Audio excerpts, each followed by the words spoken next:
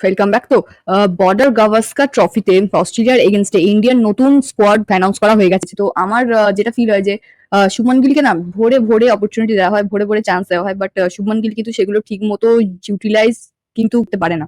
মানে যেতে পারে আমার মনে হয় যে সেই সেম চান্সটা যদি সঞ্জু স্যামসন বা ঋতুরাজ গায়কোয়াড়কে দেওয়া হয়, তারা এটার ডবল ট্রিপল ইউটিলাইজ করবে। আই মিন তার 1% চান্সও যদি তাদেরকে দেওয়া হয়, মানে আমার সাথে শুভমান গিলের কোনো শত্রুতা নেই, ওকে, বাট স্টিল আমি যেটা দেখছি সেটাই আমি বলছি।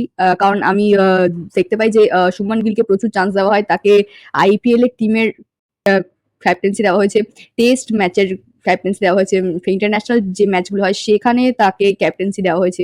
তো এত অপরচুনিটির পরেও কিন্তু শুভমান গিল সেই ওয়াইজ কিন্তু প্রত্যেক ম্যাচে সেইভাবে কিন্তু ভালো খেলে না, বা সেই ওয়াইজ মানে অপরচুনিটি গুলোকে কিন্তু ইউজ করে না। কিন্তু সঞ্জু স্যামসন যতটুকু চান্স পায়, যেই যেই ম্যাচগুলোতে চান্স পায়, তারা কিন্তু প্রুভ করে দেখিয়ে দেয় যে দে আর ওয়ার্থ ইট, রাইট? তো আমার মনে হয় তাদেরকেও এবার একটুখানি চান্স দেওয়া উচিত। I am not biased, but cricket board is biased, right? তো এবার তারপরে আসছে হচ্ছে বিরাট কোহলি। তো আচ্ছা, তো এবার যখন অস্ট্রেলিয়া ভার্সেস ইন্ডিয়ার ম্যাচ হয়, তখন কিন্তু শুধু ইন্ডিয়া ভার্সেস অস্ট্রেলিয়ার ম্যাচ হয় না, সেটা কোহলি ভার্সেস অস্ট্রেলিয়ার ম্যাচ হয়। কারণ আমরা জানি যে কোহলি একা কিভাবে পুরো অস্ট্রেলিয়াকে ডমিনেট করে, রাইট? তো এটা ইন্ডিয়া ভার্সেস অস্ট্রেলিয়া হয় না, এটা কোহলি ভার্সেস অস্ট্রেলিয়া হয়।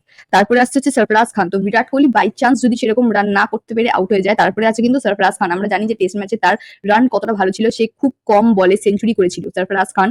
যেই যেই ইনিংসটাতে রোহিত শর্মা, বিরাট কোহলি খুব একটা ভালো মতো খেলতে পারেনি, সেখানে সরফরাজ খান সেই ইনিংসটাতে সেঞ্চুরি করেছিল, অ্যান্ড খুব কম বলে সেঞ্চুরিটা করেছিল।